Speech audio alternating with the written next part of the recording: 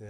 Well, as a person who really likes reading the hard copy Yeah, of the paper more than he likes reading it on right. a Me too. computer screen, but as more and more of us have iPads or things like iPads, Right. I mean, the one really enormous advantage of that technology, it seems to me, is the updatability of it. Hmm. So you get your New York Times or your USA Right. Today at 6 o'clock in the morning, and then big news happens at 10 o'clock in the morning, and you can now have this paper Right. that you're carrying around on the bus and on the subway that's got the new news in it. Yeah. That's a huge advantage. Yeah, it is. The USA Today and the Times are doing a good job on their updates. I know the Times has been criticized for getting to it slowly sometimes, but I think they're doing a good job. And USA Today really has ramped up in the last 4 years to do a good job. But yeah, that's out there. So Yeah. I'm hanging out. So what about ethical challenges associated with online journalism? You see, like anything that's happened in the last 10, 15 years, or that's going to be happening, that's like real minefields for journalism in terms Well, of the ethics? minefield is going too fast with information. AP used to have a slogan, probably still does, but I don't work there anymore. Get it first, but get it right, and that's still, a good line. I've heard it said. Some people say, "Well, put it out there, we can correct it." Now, I'm not sure that's a real quote or one of those quotes that comes from somebody who's attacking somebody.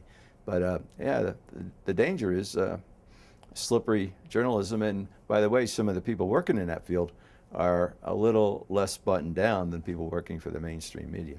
Yeah. So it's a big issue. What about people sort of jumping back and forth from being bloggers and tweeting and covering the news and being on TV shows, talking about the news, all that kind of blurring of boundaries among journalists? Yeah, it's hard for me to roles. it's hard for me to make a case for that. Yeah. And I'm not going to. So, in other words, if you're just reporting the news, you should just report the news and stay away from commenting. And about I what wouldn't you're write reporting. I wouldn't write political editorial kind of columns if I'm reporting, because you can't move from here to here. Yeah. The public doesn't understand it. Maybe you can mentally because you're great, but the public can't figure it out. Yeah. They think you're that way all the time. So, no, it's an issue. Yeah. Or what about just being, unable to distinguish between like who's really a journalist and who's just, putting hang stuff around. out there that He's a sounds blogger. like journalism, sounds like news, but they don't really know anything. They don't have the sources. They Well, don't the know. latest trend I noticed, because I'm doing a class on it last week, is that they're now listing our bloggers. Some are listing our bloggers or newspapers bloggers, community bloggers.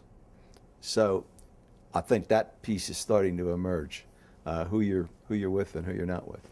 Now, you got to make your own calls on that, but Yeah. I think it's starting to come into tranches.